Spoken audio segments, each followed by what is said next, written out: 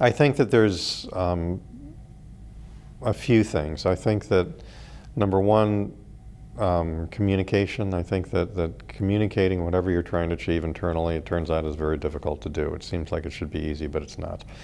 I think that email is a pretty lousy way to communicate things. I think that it's important to consistently try to reach your audience. I think that there's a lot of ways to do it, but I think that it's easy to get frustrated, but you can't. You've just got to keep putting out what the goals are and what we're doing to try to achieve those goals. I think that one way to enhance communication is to get personal. I think, whenever I share something that's personal, I think if I'm sending something electronically, readership goes up. So one of the things I do is I talk about my taste in music, which maybe people read to giggle at. It's entirely possible. And maybe they read it to think that I'm out of my mind, which is also entirely possible. But whatever, I actually think it personalizes the message, and it certainly drives up readership. In any very large organization, there's turf, there's politics, there's all sorts of stuff.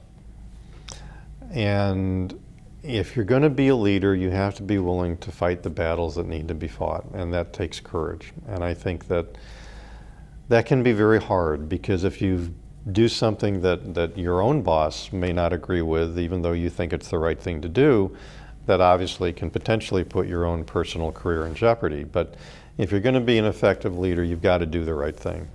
Now, that doesn't mean that you become silly and say it's my way or the highway about everything. The fact is, most of the time, there's many ways to approach a given challenge.